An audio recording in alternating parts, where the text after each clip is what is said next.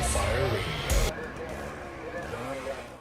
What's up, everybody? Welcome to another episode of the Size Up by National Fire Radio, because what you do off the job matters. And super excited today. I'm going to talk about myself here for a few seconds, and I guess I talk about myself all the time on this show, but whatever.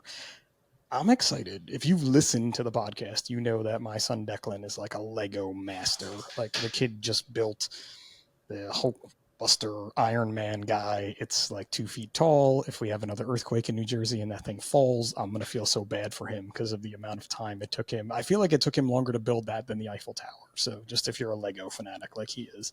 And then I light them up.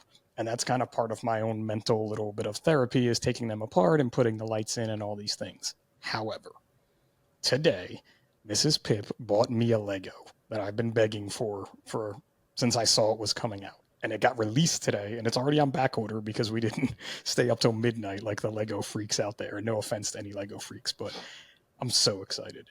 It's a Jaws Lego. Like, it's the Orca, the boat. So I'm going to help everyone out if you're not a Jaws freak like I am. And the shark, obviously the shark has to be in there. And then you have Chief Brody, you have Hooper, you have Quint. Like, the barrels are there, the gun is there, the spear gun. It's coming at the end of August. I cannot wait. It's not going to replace Ted Lasso behind me, but it's maybe in this thing. So there's my geekness. That's it. Geeks unite, like whatever you want to call us or how we are. I'm so excited for this. And I do love the movie Jaws. And soon there's actually a play about Jaws, a drama it's called The Shark is Broken. And I forget his name now, but the guy who played Quint, his son stars in it as him, and it's coming to New Brunswick soon, and I'm going to see it. But that's enough of my Jaws stuff. And, that's the way I'm feeling today. So it's a very exciting day here for me in the summer. But I'm also super excited to have my guest on today. A little intimidated, because it's always intimidating when you have someone on who hosts a podcast, because you're always like, dude, is he going to try to dominate this conversation? Am I going to dominate this conversation? How are we going to ask each other questions and refuse to answer? Like, this could always be interesting. And another first for the podcast today is that he is the first, I'm trying to think how to say this, because I've had folks who left his job and became firefighters because they got wise really quickly as to how life goes and how the firefighter job is better. But this is my first full-time retired law enforcement officer as well coming on the podcast, which I think is going to be a good time as well. So Marlon from IA Keepers podcast, how are you today? Brother Pip, thanks for having me, bro. I really appreciate it. It's that good old saying you haven't heard. I don't know if they say it in the East Coast, but you know what? If you want to be loved, go be a firefighter. That's what we say over here, man. It's not necessarily a saying here. It's just, but they don't like us at all. So you know how that it's goes. just well known. Everybody knows that you like the firefighters when they show up, and you don't like the cops when they show up. Like, that's the rule. Yeah, you know what? If I may tell you a little war story. Sure. When I was on probation in 1999. I was in the Academy of July of 1998. There was another probationer, I should say, by the name of Charles. I'll never forget it. Charlie is what his name was. And he was like 2 months ahead of me. And it just so happens that the Rampart scandal, if you're familiar with the LAPD Rampart scandal, it was huge. It was about these two gang officers who pretty much were acting like Pablo Escobar in uniform. That's probably the best way that I can describe it. Dealing drugs, cutting corners, violating all kinds of laws, beating people, et cetera, et cetera. Anyhow, Rampart Division became like a newsworthy event. There was news anchors and everything that you can imagine that relates to news. Can you imagine social media now? But anyways, back then, and kids that are listening, pre-social media, so there's no Facebook, no Instagram, no TikTok-y. Like, you had like a real newsman, camera on his shoulder, right? Like, right. And there was like about 50 to 100 in front of the station every single day. And so Charlie, and what happens is with the LAPD is what we call the wheel. So after a 1 year period, you have to transfer out, and what we call the wheel, you have to wheel out. And so Charlie got orders, and his transfer was to Rampart, right smack in the middle of the scandal, right, post-scandal. And he's like, man, I don't know if I want to go there and do all this. So anyhow, it was on Friday morning where the Los Angeles Fire Department called him and said, hey man, look, this is really like late news, but we have one opening on Monday for the fire academy. And it's totally up to you, but you were next in line, and we'd like to offer you that job. And so Charlie walks in with his badge and his gun Friday afternoon and turns it in and says, you know what? Love you, but I gotta go. And ended up with the Los Angeles Fire Department, and it has been almost 26 years. And I'm willing to bet that Charlie is living happily ever after. So I do not deny that about Charlie at all. And like, I was getting really scared when you were like, he turned in his badge and his gun, that he was going to walk in Monday and they were going to be like, oh, no, sorry, the spot's not yours. Like, he's rushing back to Rampart. Like, please take me. I oh, don't I care can about only scandals. imagine. Yeah, which by the way, there has been a lot of applicants that went to paramedic school, applied, uh, you know, firefighters who try to get into Los Angeles Fire Department. But I got to tell you, man, it's a must demand. I should say, a huge demand to get a job like that. So people wait like 2 or 3 years. You can be a cop for like 2 years and you get a call. I'm willing to bet someone's going to say, "Yeah, I'm out," and and start all over again, and There's and so live many happy because we're differences. loved. There's so many differences to our career paths too that make I feel like my career path better than the one that you chose. But there are so many positives in your career path as well that it really has to work for you. And I know I had told Yes, you when we first spoke that my dad was like, "You're 18, you're not really going to college. You're taking the police and the fire test." Like, even though I wanted to be a firefighter, I still went and took the police test. And maybe I didn't try so hard on it. Maybe I didn't do right, my best, but I just knew I didn't want that job and it wasn't for me. right. And I think that's a big part of both of our careers. You have to know you want to do this. And there's a lot of people that just take tests and it doesn't work out for them. 100%. I will say that I was in the United States Navy. I didn't want to reenlist, and my best friend was already in the Los Angeles Police Academy. And peer influence. There's that old saying, monkey see, monkey do. Whatever your friends do, you pretty much are going to do. And him and I were attached to the hip, man. We're like two peas in a pod, very compatible. And I saw, the success and how much you really enjoyed it. And I was always concerned. I always had fears, of course, nervous Sure. about carrying a gun, knowing that at some point, I'm going to pretty much take someone's life and I have to live with that for the rest of my life. And so it was one of those things where um, I saw in him what he was going through. And once I applied and took the written exam, that pretty much all my fears became motivation and I was pumped, man. So from that point forward, it's the best decision I ever made, man. LAPD has afforded me so much success.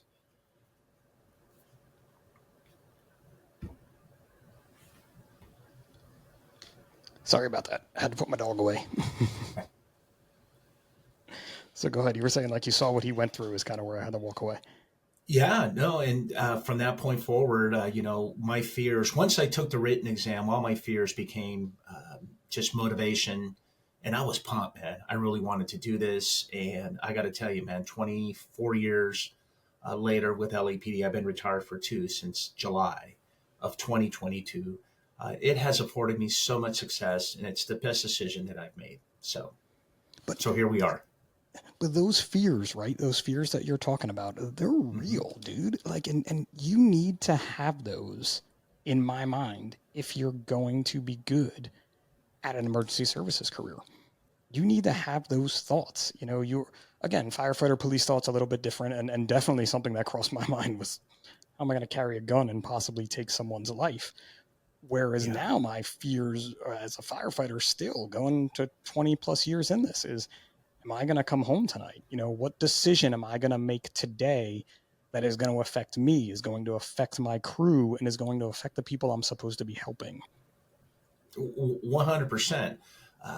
If you have any guests in the future or any guests that you've had thus far, um, from a police lens, if you're not nervous day one, they're pretty much maybe some insecurities. Yeah, you should be. Yeah. Everybody's nervous, and again, going in, I've never been involved in an officer involved shooting.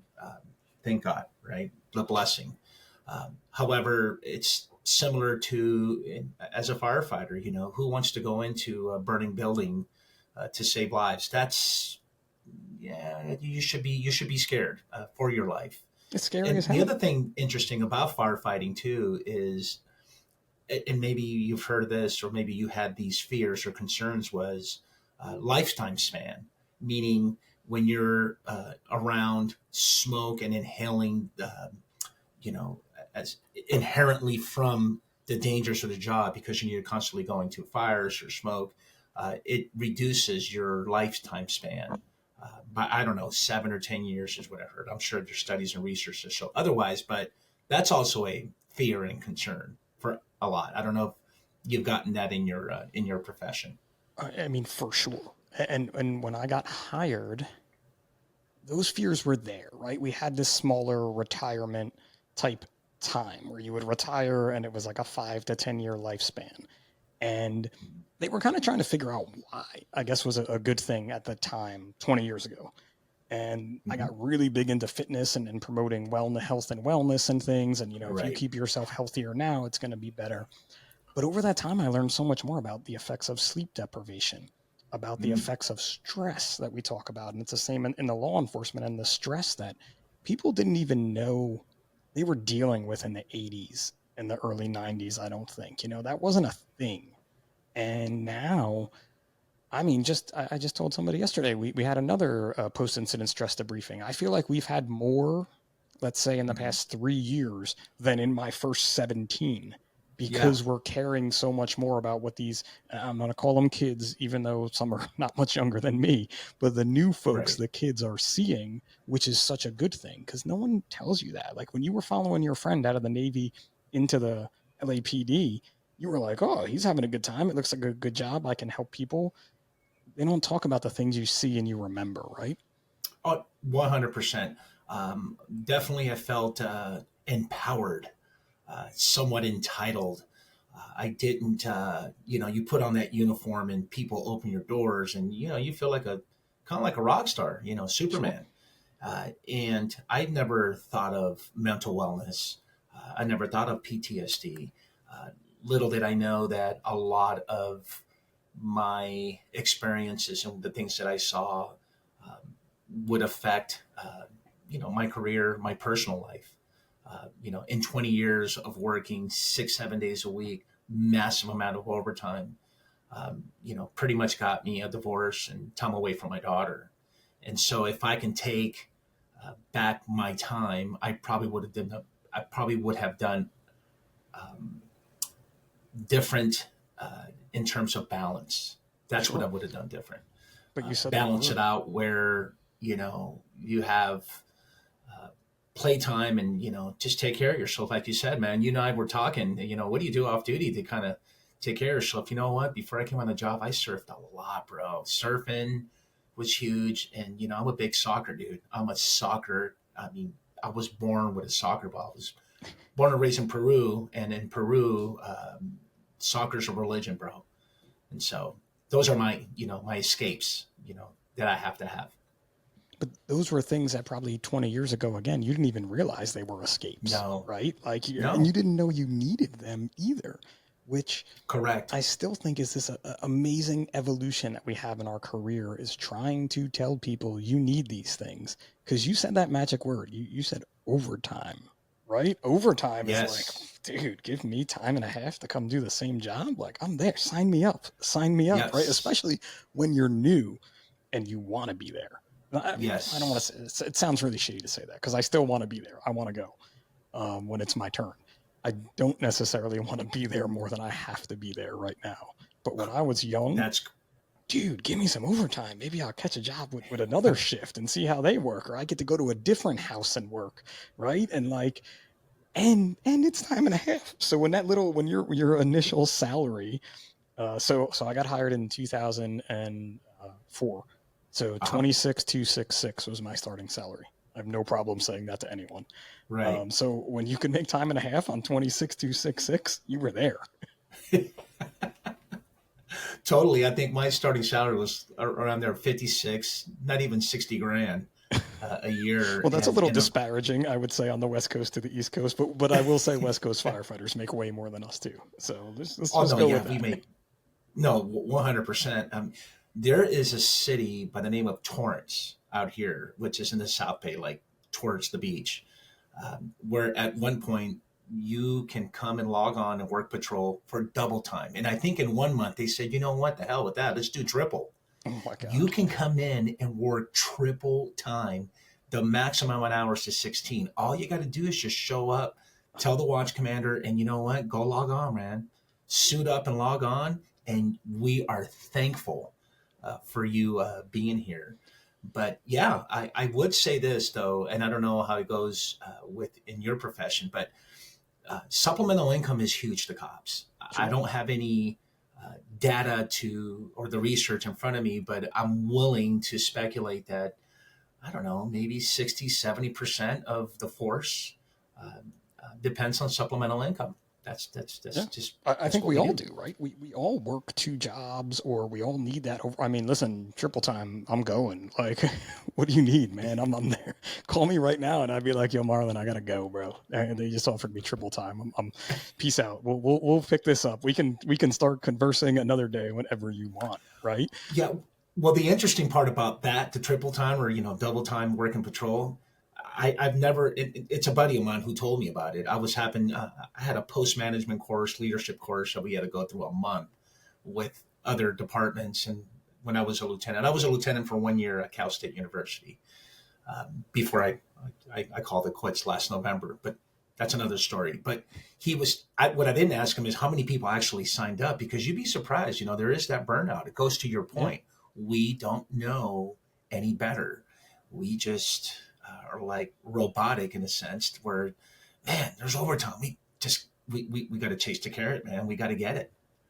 Yeah. I mean, that's it, right? And you want to do it. You're helping out. You're helping the department by taking that overtime, right? So what we Absolutely. see in the fire service now, and it's not necessarily something that happens in New Jersey, but in a lot of other states, Florida, just in a lot of other places, they work with a 24/48 schedule. Okay. And that schedule alone is causing burnout like crazy and people to leave those departments. So if you leave the department, then you have a lot of overtime. Then a lot of overtime is causing you to work more and causing burnout to happen even faster, is the easiest Yeah. way to explain that. And people are getting mandatory, which at some point it's just not enough. You know what I mean? Like there's just too Yeah. much when you're just getting mandatory. Like, oh, today my kid's got a soccer game and I got mandoed and now I have to work it. And Yeah. that's just creating a really toxic environment. And I think we're finally starting to see a change because people are switching to my schedule, which is 24/72, Okay. or which sounds really wild. And I don't know if I would like it, but there's a 48/96 schedule that Okay. everyone that does the transition from 24/48 to 48/96 is beyond happy. So that would be what, 2 days? Two Two days days and and 5 days. Yeah. And then 4 days off. yeah, So it could be rough. that 2 days and a sounds fire. I mean, like I'm not on this humongously busy fire department. We're fairly busy. I can say that much. I don't know, yeah. 48 hours. I've done 36. I've done 48 in a storm, which was horrible, in a hurricane. Uh-huh. Um, but our normal overtime shift would be 36. And at about hour 34, I'm like itching to Okay. get out. Like literally, like you're like, you could be with the best group of guys. You could not turn a wheel, maybe. You could do anything. But that hour 34, you're kind of like, I want to go home now. I don't want to Yeah, be in no. this place. I don't want to wear these clothes.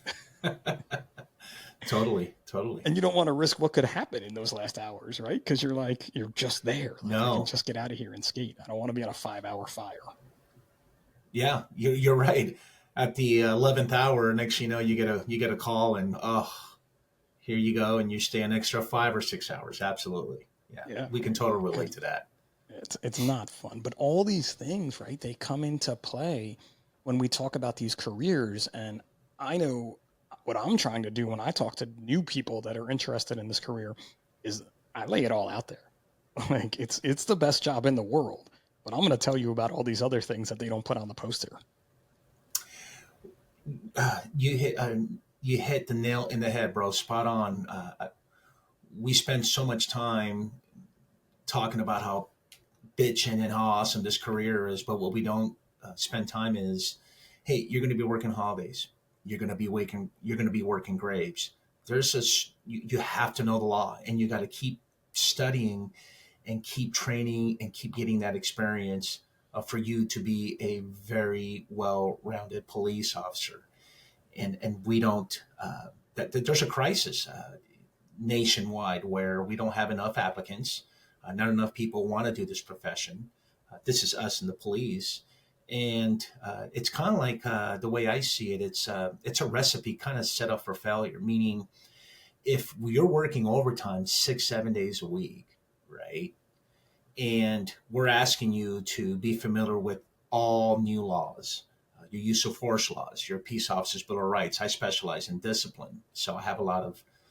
We can talk about a lot of war stories that happen inside in terms of misconduct.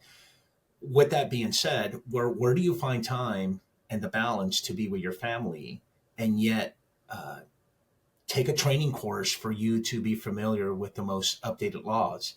And it's and here's the deal: there's not enough people applying, and there's a lot of people retiring. So some agencies, you have to work mandated overtime, and so it's completely just unbalanced, and it concerns me to know that the next generation is up for it's on demand, man. You're asking to do a lot in this profession, and I'm sure it's the same in the fire department. Well, I think too, and you said this with like time with your family, right? But you tell me on this one, but I know I don't ever turn it off, right?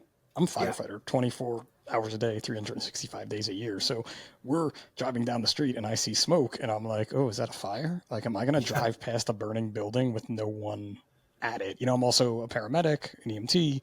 Um, those types of things where like, oh, there's a car accident. Should I stop and Hmm. help? Can I help? Or am I going to cause more of a problem? But on the Yeah. law enforcement side, especially, again, let's go society today versus society. You got hired post Columbine, pre 9/11. So a little Hmm. bit different then, but like turning the cop off must be the hardest thing ever, right? Well, yeah, 100%. Meaning that there is that propensity for you to act when you're off duty, but for the most part, you're talking about very violent situations. My thinking, and this is just my opinion, but for people who have paramedic experience and being a firefighter, oh yeah, dude, you see someone suffering or there's like a crisis going on, you're probably going to be quick to pull the trigger to go help, as opposed to me, who's going to be like, yeah, I'm going to help as well, but we're more in tune with violence than it is Sure, caring, if that kind of makes sense. sure. But yeah, But it's even it's still, hard to like turn that it off. violence end of it, like what do you do? Like when something breaks out Yeah. in front of you and you're like, can I that decision I feel like, okay, this is again my opinion here, not knowing this, but I feel Uh-huh. like that decision is harder than a decision when you're working. Because when you're working, well, I got the uniform on, here I go, this is my day. But like, am I going to help or am I going to cause more of a problem by interjecting myself in this? And in today's society, I mean, here we are. I'm videoing you right now. It could make it Yeah. even worse for you, right? Yeah, and in addition to what your example is off duty, you don't have all the necessary tools with you to be able to de-escalate a situation, or having the resources needed for you to whatever it is that you're trying to do, affect an arrest, overcome resistance, or preventing someone from escaping that just committed a major violent felony. So, yeah, off duty to this very day, especially when it comes to an OIS, officer involved shooting, the scrutiny is very, very detailed as opposed to something that happens on duty. And what I mean by detailed is there's going to be a lot more questions, but the biggest challenge when it comes to an OIS off duty is what standards do you use? In other words, how do you pass judgment and scrutinize someone when they don't have all the necessary tools and the resources, Sure. needed when they actually engage? And you and I can agree that you're talking about a split second decision. Studies and research show that the average OIS is, I think, less than 2 seconds of that. So, Yeah, and again, remembering that even in my career, you're always wrong in the public's eye if you don't do what if the outcome wasn't the way they wanted it to be, and that's just going to be that initial take right there. But I like right. your answer to that response because I think from what I'm seeing, at least on the law enforcement side, when you have these officer involved shootings now, that response is becoming more community geared, I think, or more understanding to listen, we are going to work this out as fast as we humanly can and have you be a part of it than it was maybe pre George Floyd, let's say, if we have Mm-hmm. to use names here, incidents. I could be totally wrong, but I feel like I'm seeing that more now. Is that the trend? I know you're spot on. We can all agree that come the year 2020, post George Floyd incident, we've been painted in a very negative light. We've been called all kinds of names. Not that we weren't before. It just so happens that there is a lot that we've learned from George Floyd, but it wasn't just George Floyd. I mean, there was a sequence Sure. of, like, Yes. historical events that happened. I think the Eric Garner happened much earlier than over in New York, NYPD with the chokehold, where he passed away. Then you have what happened in Ferguson. So it's almost like it just intensified. And by the time we got to George Floyd, it just completely, the wheels just fell off, and chaos started, So how do you which is feel then fine. with that? Go How ahead. do you feel then the overall reaction has been? I don't know if reaction's the right word, but like the proactive change has that. I know it's not going to happen overnight, right? We're not going to fix this system, Correct. but how do Correct. you feel since then that change is happening? In the speaking that you do, I know you speak to things like this, so obviously Mm-hmm. that's a good sign right there that someone's even talking about it. Yeah, well, a couple of things. For one, I am a true believer that they will never be enough police podcast type platforms or just social media platforms to have a voice for law Sure. enforcement. I think I can do this until the end of the grave, and there still wouldn't be enough. So that's my basic thought. In terms of positive, 100%. We're 2024 and things have gotten better. I really feel there has been that paradigm shift. It's just what you got to keep in mind, and not many people know. Maybe your audience can kind of get a sense that there's over 18,000 agencies in the United States, and there's close to almost a million. I want to say north of 800 sworn peace officers. And I'll be the first one to tell you that there's a lot of work that we have to do. Of Sure. course, is there brutality? Yes. Is there corruption? Yes. Is there a double standard? Yes. And what we don't like, we police officers, that when one bad incident happens, like the latest Sonia Massey of Officer Grayson over in the state of Illinois, we get painted with this broad brush. So, in other words, if he did it, guess what? Everybody Everyone's else is bad. going to Yeah. act like that. And so, I always say, look, you're going to call 911, and for whatever that reason may be, you're not going to get the same treatment. So, bad apples and bad actors need to go. I'm 100% in with the first degree murder charge. As a matter of fact, this is just my opinion. We shouldn't be having discussions or breakdowns or analysis or examinations on police podcasts, whether it's justified or not. I mean, that's a that's too easy to do Yeah. You under shouldn't those have to have this circumstances. conversation yet. Yeah, we shouldn't have to be having the now. Do we want to have a conversation why he got hired? Yeah, because guess what? The chief of police is totally accountable for, like, dude, how did you hire this guy? But anyways, that's besides the point. To your point, it's the paradigm shift has happened. We are heading in the right direction.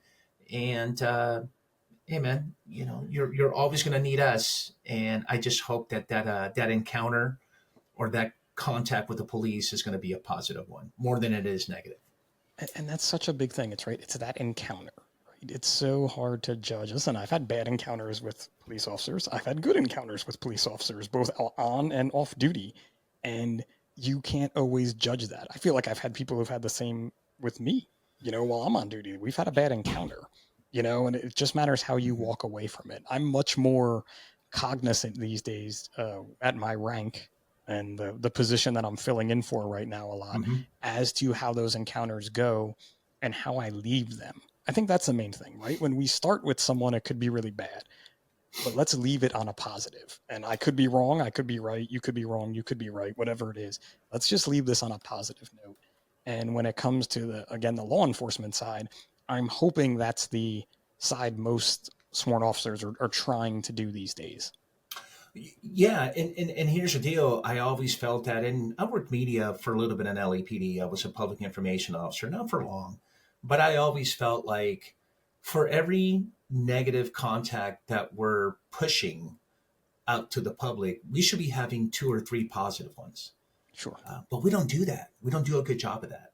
And I don't mean you walking, the old lady across the street or you selling lemonade with the kids on the corner, all these community events. Those are great. I think that's good. But what we should also do is point out, like, man, look, man, I was in pursuit of this murder suspect, dude. And it was wild. We got out of the car, we started chasing him, jumped over fences and walls, and we caught up and he's in custody now. He's serving his 15-year prison. But we don't do that, which is one of the reasons why I decided to do capers. Capers is one of my two police podcasts where you get to come in and for, like, I don't know, not even 10 minutes, just tell me a good story, give me a good caper. And by the way, firefighters are more than welcome to do it as well, which leads Let's me to go. believe that oh yeah, you guys got probably better war stories than we do, but or something funny or wild, just crazy, a significant arrest, a heroic life-saving event. Those are all good. No one knows. Back in 1999, well, it was 2000. 24 years ago, I responded to a suicide in progress, 19-year-old UCLA student with a knife just right there on her stomach, getting ready to just take her life. And to make the long story short, my partner and I talked her out of it, and she bursted out of the bathroom door, and we sat there and gave me a hug, got all emotional, and for the next 2 hours, I got to know her pretty well. But see, no one wants to hear about all that. Yeah. But those are the stories that, you know, that we should be pushing out.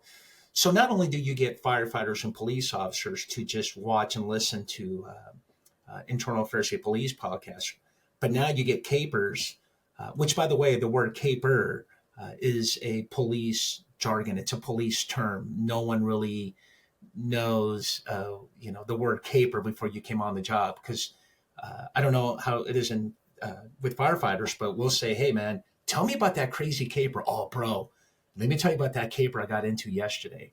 Or you can use it in a way of, "Look, man, those two guys out there, they're capering, meaning they're up to really no good and doing some bad stuff. So let's try and capture them." I So did not know that. Look at that. yeah, I'm nailing some cop knowledge now. capers, man. We use jobs. Jobs is a very fire term. Like you have a job, that Uh-huh. meant you had a fire. Like, or I went to work. Like I Yeah, went to work doesn't mean I showed up to the firehouse. That means like we went to a fire. Like, did you do any work last night? No, we didn't do any work last night. yeah. Oh no, did you freeze? No, I'm good. Oh, okay. It looked like you froze there for a Ask second. away. I I was was like, going oh to no. say, yeah, just ask away, man. I think it's interesting though too, like, and I think this is kind of a good segue to move into your two podcasts for a few seconds, because again, Mhm. in podcasting, segues are important, right? And we can't just keep talking about bad cop calls and funny things like that. But when we talked prior to this, and we both agreed, doing this is kind of part of our therapy, right? Hosting a podcast is Yes. it's so cathartic. And in addition to that, Pip, it's your way of giving back. Yeah, I'm a little older than you, but it's my way of telling the next generation, look, I hope that your career uh, turns out to be well-rounded, well-informed, and well-educated. And Yeah. so that's the reason why I decided to do this. And I'm sure you're doing the same thing for the next generation. It's like, hey, man, look what I went through. Let's just hope that, do's and don'ts, pros and cons. That's what really it's all about. It's about sharing, and that's the core, and the heart of why I decided to do this.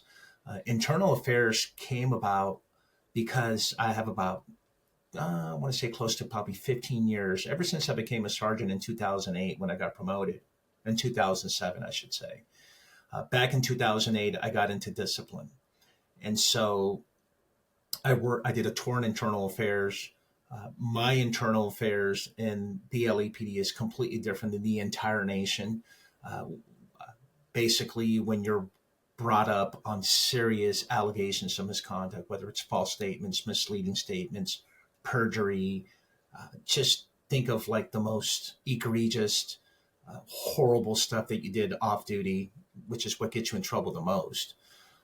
And basically, the chief of police says, look, I'm going to pretty much direct you to go to this hearing.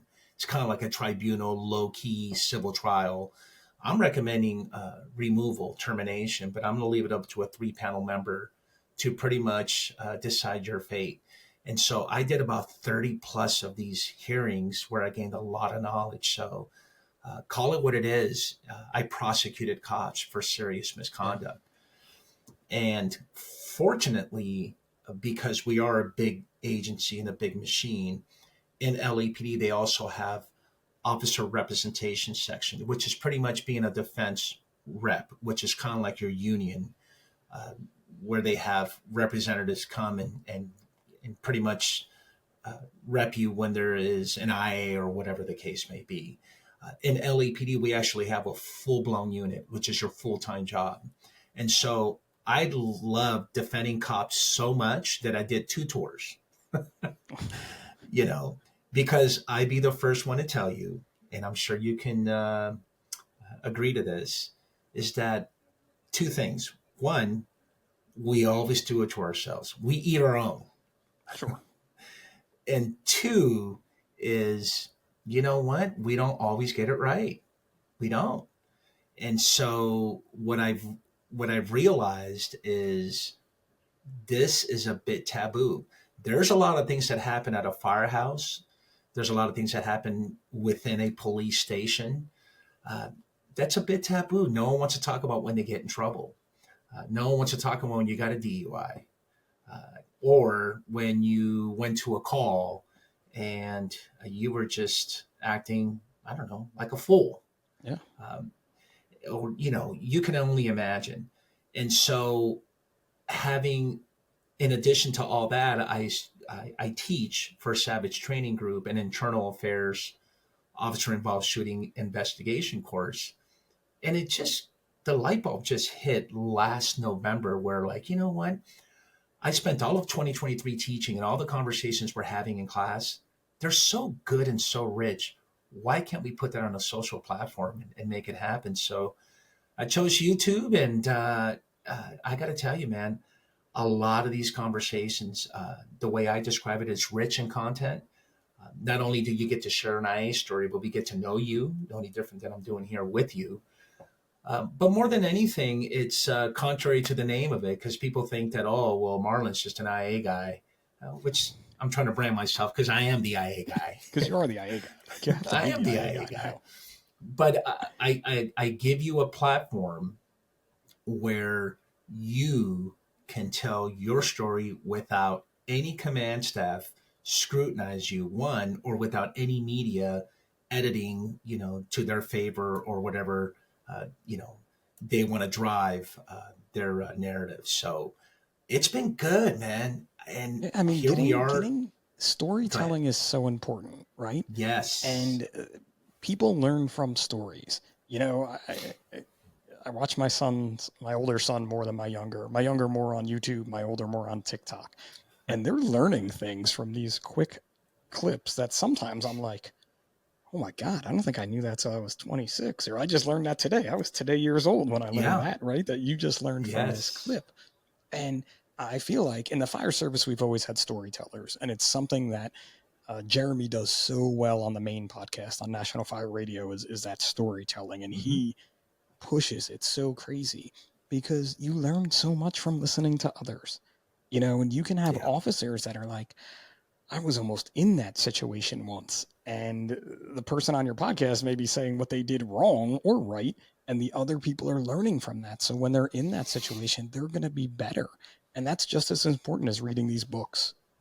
Yeah. And what I've learned in this journey of podcasting is I get a sense that a lot of my guests have some affirmation and validation of their career, especially the old school guys. I have, 30 plus year veterans Yeah. that come in and they tell such good stories, but I get a sense that, you know what, I've never really told something that really affected me the most. Goes to that mental wellness. You know what? Yeah. I was in the dark for a while, but no one ever knew. When I had my retirement party, yeah, I had the cake, the photos. People came up to me and said, we're going to miss you. And, all these years have gone by. But let me tell you about that one time when I had that IA and how it really affected me and how it affected, my family for that. But more important than anything that you can relate, especially in your profession as a firefighter. And one of my guests said it best, and I always got to give him props. Jimmy Zurich said that, you know what, Marlon, the punishment is not the penalty. The punishment is the process. And so the way you get treated, and when someone finds out, not just someone, your command, your chain of command, your boss, Sure. when they find out that you have some alleged misconduct that's pending or something happened, boy, you're left in the dark, man, and in the island all alone. And so now no one wants to talk to you, and you feel so guilty. And the emotions that come with that, you know what, you can't talk about it. And we're ordering you not to talk about it. So you can't even go home and tell your wife or your family for that matter. So that's where that mental wellness component comes in. I think when we think of mental wellness, we think about tragic events, right? Yeah, I would imagine. Always, And always about the most tragic event you could see or anything like that. yeah, the tragedy, it just grotesque, just horrible things that have happened, the worst that God has to offer. But what we don't often talk about is that one time when the department accused me of some wrongdoing. And you know what? It took a year and a half to let them know that no, you guys got it wrong. And now you want me to come back and just kind of pretend that everything is fine and just go out there and serve my community, which I will, but I will never forget how you actually treated me through this whole process. So I think we need to do better than that, which is one of several reasons why I decided to launch the Internal Affairs State Police podcast. Which is such a deep thing that I never thought about, right? Like, I don't think anyone thinks about that. What happens when they do get it wrong and you're left out there on your island to yourself because Oh, obviously no. your coworkers don't want to associate with you, and obviously the command staff can't, and I didn't know like you couldn't really talk to anyone in those time frames about this. And that's such a thing now that, again, you just have to do better. I don't even know how to say to do better, and I'm not about to try to be like, hey, do it this way. This is Pip's idea right now for the solve Yeah, this well, you know humongous what? problem, but it is a problem, right? And it's Well, cool in my mind that at least you're putting it out there. So that's awesome. Congrats. yeah, absolutely. It's a problem that we all should definitely have a solution, which we do. I'm not sitting here and bashing, law enforcement. I just think that as managers and administrators, command staff, we can do better. That's all. Now, in a big agency like LEPD, it's you. I mean, we're 8,000 plus. At one point, we were at 10,200. So you can get in trouble, and not many people would know about it, right? Now, imagine you being a real small agency We have in the state of New 108 in my Jersey. department. Yeah, So I you mean, what do if there's an you can do agency anything of, and they know.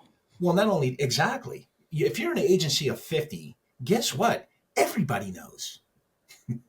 Yeah, there's just You no, know, there's no and then getting they're going to around it. tell the story. Right, a telephone And you line have nowhere to comes, and go. next thing you know, you're painted to be this bad person, and you're like, dude, that's not what happened.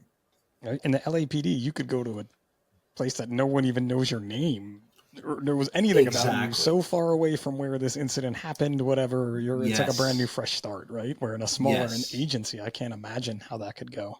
Yes. Yeah. So then we try to do better when it comes to teaching. I teach up and down Northern California. We're getting ready to do some stuff out of state. And a lot of the students come from small agencies. And so we try to convey that message like, look, hold them by the hand and walk through that dark alley with them. There's nothing wrong or nothing, you're not breaking any laws or any policy, if you will, by you keeping your accused employee apprised about what's happening. You know, hey, Pip, uh, in about 2 weeks, we're going to go ahead and do that formal interview. You know, hey, Pip, we're going to turn it in. I'm getting ready to turn it all in, and it's going to be reviewed by the lieutenant in the next level. Okay, great. Hey, Pip, you know what? In 2 weeks, it's going to be presented to the captain. So you should hear something from them. I don't know, in about 3 or 4 weeks from now. And those little gestures, positive ones, will get you through. And here's the deal: even if it's sustained, sustained is a classification of an internal affairs complaint, meaning that it occurred, it happened.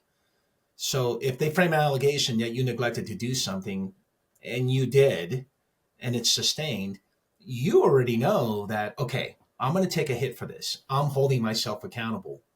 But the weight Yeah. and the process to get there is just, man, it affects you 100%. It can be the most minor thing, but when you're accused of some wrongdoing, man, it takes a toll on you, man, emotionally and mentally.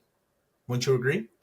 I can't even imagine it. You know what I mean? Like, I don't like to be accused of doing something wrong at all, if I know I didn't do it, but to think about it. And again, these are things that I know I don't really think about and the general public doesn't think about, right? So putting them out there is Yeah. not necessarily a bad thing.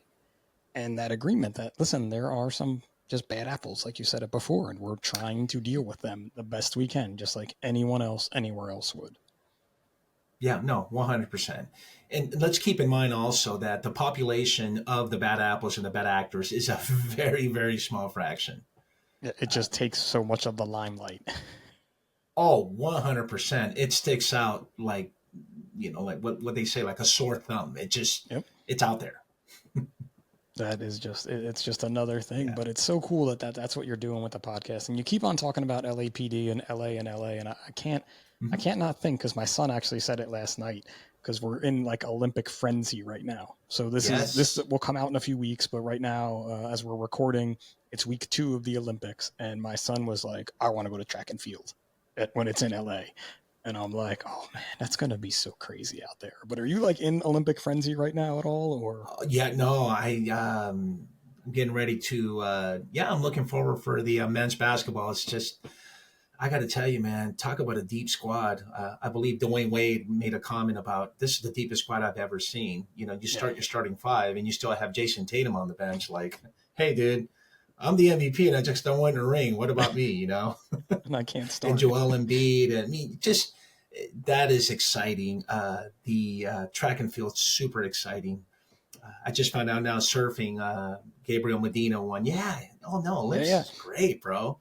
I But saw make that sure you this get a morning hold of me and actually. your kid, man. We'll see what we can make things happen and make your stay over here smooth as possible and as safe as possible. So make sure It's gonna we be an keep in touch. adventure in LA just because I mean it's traffic today, just on a Yeah. regular day in LA. I can't imagine all those venues, all those folks. Like Oh, it's going to be a frenzy, just like you said.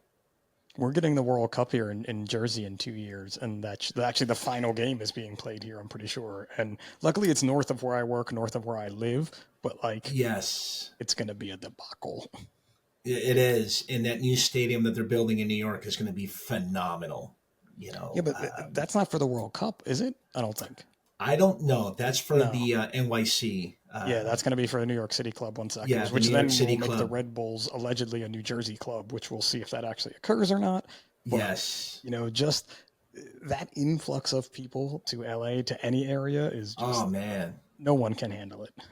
no, for sure, 100%, man. We're in for some really memorable, challenging years coming up for sure. And you have to hope too that, like, and I think, again, I feel like we're in this, day and age. All the players are already at the table, and they're going to be working. Like, there's a job for the LAPD and the LAFD right now that is Olympic Developmental Committee, whatever you want to call it, that they're planning Oh, already for this for sure. that is correct. We promoted a command staff officer to, I want to say, a commander position to head the Olympic Committee. Oh no, yeah, the projects we got to start way early, which is good.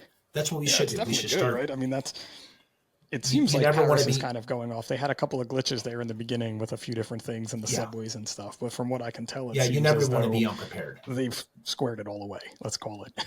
Yeah, But that's always fun, and it's exciting you get to do that. I mean, again, it's probably better to be a spectator though than to be working. yeah. That would be me. Yeah, happy as can be, man. Retirement life has afforded me a whole different avenue. I get to meet people like you, and just this podcast tour that I've gone on is it's been a blessing. I've met some really good people. I get to teach this stuff. Man, it's good. It's good. I'm blessed for It's a sure. great way to for retirement gig because I'm 4.5 years away, but who's counting? But for a retirement gig, I feel like it's a great way to keep you involved and keep you Yes. safe. Let's say, you know what I mean? Because even for Yes. us now, you talked about, different exposures, and, there's things with PFAS and chemicals in our turnout gear that we're ingesting through our skin from superheated environments. Like, I don't even Oh, want to put my gear on anymore. And I don't want to do that in my retirement because of that fear and risk profile, as I like to call it now, where I don't want to extend it. As much as I want to be a firefighter forever, you just can't always be. yeah. No. Hey, man. You know what? I tip my hat off to each and every one of you for doing what you do. It is you don't get the recognition that you truly 100% deserve. You do get it through your community, but maybe it's a good thing that you're out of the news. Yeah, that's definitely, you don't want to be in the news. It's the worst thing ever. Like, That's a good thing. positive, negative, anything. We had some major flooding, like flash flooding last year, and our PIO was away, and the deputy op was Uh-huh. on the car, and the deputy ops is like, "Are you going to do the presser?" And I'm like, "Wait, I'm going to do what?" Like, I have to do what? Here we go. I was like, this is not. I'm like sweats beating down my face, like all these things, like 8 million microphones in front of you. I just don't want to be in the news. And then No. what's worse, and I guess this probably happens the same with cops. Like then, I'm the last person to clear the scene. I go back to the firehouse, and there I am on the TV with the kitchen staring at me, like, "What are you buying us tonight, there, famous guy?" Everybody's watching for sure. Everybody, oh, dude, my phone was blowing up like you wouldn't believe. Of like, "Yo, you were just on the news." Like, no shit. Like, I didn't know that. Like, I got caught in a major incident on the news chewing gum the whole time, dude, and it was horrible. just And going to here's the town. deal: my phone was in my pocket, bro, and it was blowing up like never before.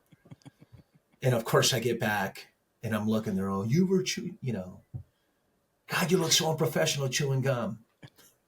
Damn. Forgot that part. Definitely one of those damn moments. Listen, Yeah, man, before damn. we get to the size of 10 here, because our hour time is starting to wrap up, and Yeah, yeah, I've kept you long enough, but tell the folks where they can find you, because you got a couple of podcasts, you got a website, you're out there teaching, yeah. and who knows, there may be a cop actually listening to the Size I Up podcast. Oh, absolutely. I hope so. So, YouTube, man, go to Internal Affairs, a police podcast, and go to Capers. We're getting ready to drop a whole bunch of episodes of some really wild stories. So just go to Capers, as you can see from the back right here. Just it's spelled just like that. Capers, a police podcast. So that's YouTube. LinkedIn is the best way to get a hold of me.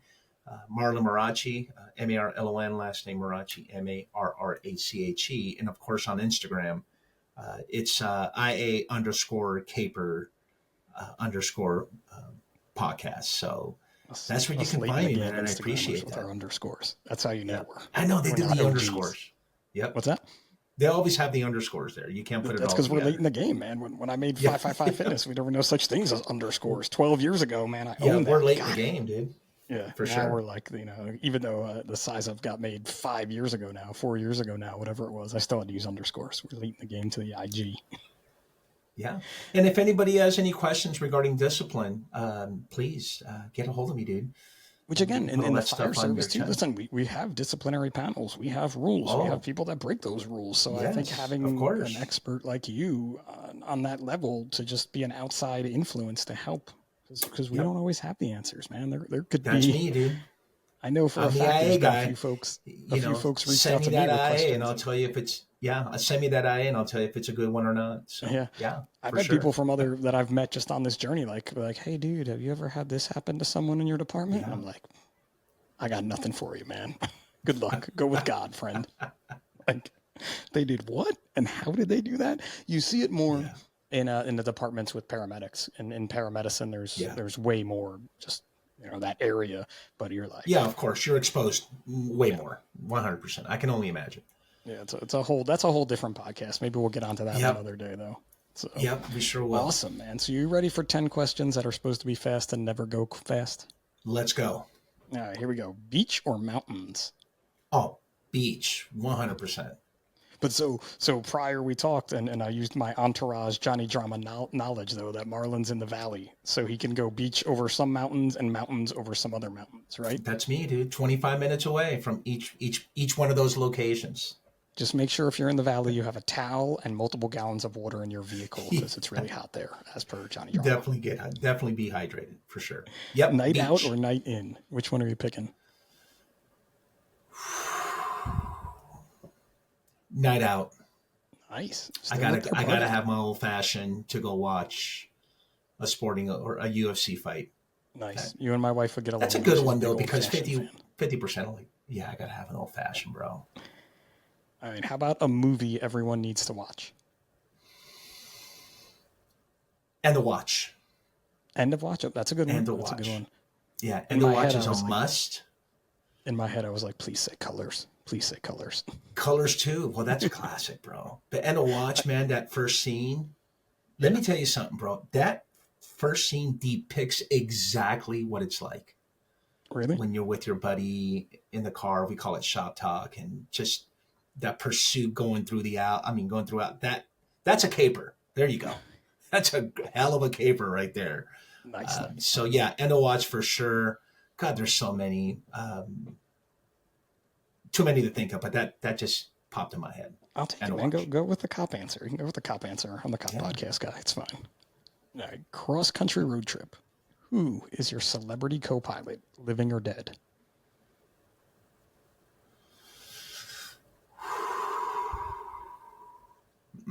God, that's a good one. We asked the tough questions here. That's a tough one, bro. Um, I'm gonna go with my heart and soul, which is soccer. I'm gonna have to pick. I watch this documentary, but I wouldn't mind hanging out with Beckham, bro. Yeah. Oh, dude, for sure. That documentary was amazing. That But yeah, documentary was amazing, for sure. and we can stop by and yeah, dude, that guy can teach me a lot. Especially those passes are just so crisp. So Unbelievable. I'm gonna have to go with David Beckham. I'll Beckham. take He's it. yeah, Can his wife come too, yeah. or you're gonna take the No, Spice just Girls? me and him, Just him? bro. Because the wife, no, they're weird, bro. That throws it all off. No, She's no gonna start lie. hating when she's gonna start hating when we're at the cafe eating lunch and everybody's coming over. No lie. Before when I asked the question and you were thinking in my head, I'm thinking he's gonna say Pele. I bet he's gonna say Pele. So we were close, close. Close, yeah, yeah. Another star, but yeah, there might be a language barrier, maybe, but I'm more in tune with Beckham because we can actually go and kick the ball. We can Yeah, actually you go can have actually it. With play, I couldn't do it. So 100%. All right. So do you make your bed every day? no, I appreciate you being honest. no, I did it for too many years in the Navy. Just done. Just done. I'm not. My Navy days are gone, man. The Navy, we cleaned so much that I still have you know, collateral for it. You still have those flashbacks. That was the start of the PTSD you didn't know you were gonna get, was just the cleaning in the Navy. Yeah, but my daughter tells me, Dad, you got to clean. Yeah, I just got my daughter's like my mom in a sense. She's 19, 20 years old. And she's like, Dad, you need to start cleaning. You need to start doing this. So I got to get back to cleaning mode. So, but Yeah, I'm as a of dad. today, as you're uh, uh, questioning this particular matter, the answer is no. How about a book everybody needs to read? Oh, Outliers, Malcolm Gladwell. All right, I have to check that one out. That's a new one. Hmm. It's been around. It's good stuff. Nice. Malcolm How Gladwell about, puts out which one are you taking some when really you good have to stuff. go somewhere? Highways or I'm back sorry. roads? Ask again. Which one are you taking? Highways or back roads? Highway. I Got to got to get get there, there, huh? bro. I'm not LA doing back traffic. Why roads. not? Yeah. No, How I'm about a good. bucket list place to visit?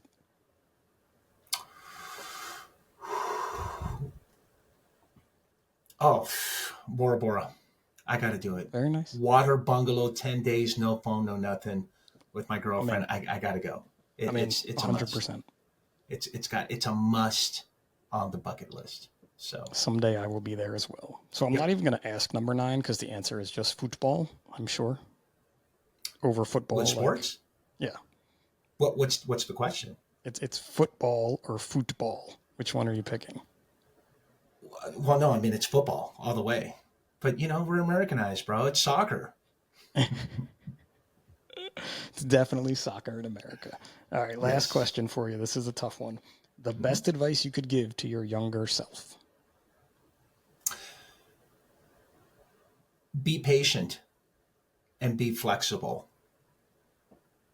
Don't rush into making decisions that are going to affect your It's so future. important, isn't it? And it's still important today in our lives too. Is that extra second or two that you know you didn't take when you were younger, and that sometimes you find yourself not taking now, but when you do take it, such a better outcome. Yeah, no, definitely be patient. I have a sense of wanting to do things, not just one, a lot of things all in one, and you don't take the time to really master one. But you know what? I went to law school in 2016. I graduated law school. It's going to be what, 8 years? Coming up in 8 years. Wow. And so there is that saying, you're the pretty much the jack of all trades, master of none. Yes, sir. And that is true in our profession, and that's certainly true in your profession as well. And I've come to realize that, you know what, just be really good at your craft. And if you're not learning every day, then you're not growing. And here's the deal: whoever's going to tell you that they're a subject matter expert and they don't pretty No much such thing. take a step back and say, you know what, I need to learn more, then maybe they're not as expert as they think they are. That's It's just like me. the worst title ever is SME, in my opinion. Yeah, SMEs. Yeah, Yep. SMEs are everywhere. Great. You wrote yep. my test, and we complain about the test every time. So don't tell me that you are an SME and wrote the test, because we all complain about them. So I don't understand it. Like, I've heard you complain about them, and now all of a sudden you're the pro. Yeah. Marla, man, this has been a great time. I can't thank you enough for reaching out and for jumping on this podcast here with me. I'm excited to listen to Capers because I have not listened to that yet. So, and if you're looking for some good fire stories, I definitely have some interesting Oh, things that have come across 100%. my way, and definitely there's folks listening to this. Reach out to Marlon and let's get some of our funny stories on Capers, because we can't let the cops dominate it all, right? No, we can't, man. Plus, they love you guys. They hate us. So let's make it happen. Pip, thank you so much. I really appreciate you letting me come on. Uh, and more than anything, keep doing what you're doing, man. It's so, so important. And just remember, like I said earlier, there will never be enough platforms to do what you're doing. So thank you so much for having me, bro. Appreciate it, man. And I appreciate, as always, all everybody for tuning in and listening and watching. Make sure you're tuning in the next couple of weeks, and especially with social media, because the Jaws Lego is definitely going to get posted on social media as I build it, or Declan builds it instead of me or something along those lines. Like I'll probably go to the firehouse and come home and it's done. And he'll be like, "You still love me though, right, Dad?" And of course I'll still love him, but I really want to build this Lego on my own. So as always, for the Size Up by National Fire Radio, this is Pip, and remember, what you do off the job matters.